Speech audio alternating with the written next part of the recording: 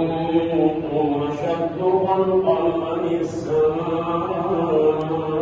بناها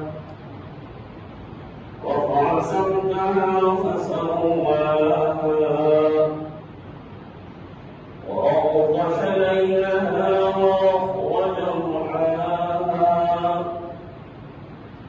والأرض بعد ذلك دحاها أخرج منها ماءها ومرعاها والجبال أرساها متاعا لكم ولأنعامكم فإذا جاءت الطامة الكبرى يوم يتذكر الإنسان ما سعى وبرزت الجحيم لمن يرى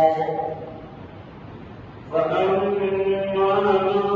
طغى وآثر الحياة الدنيا فإن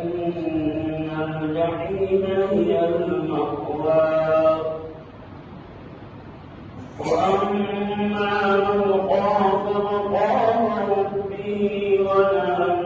النفس عن الهوى فإن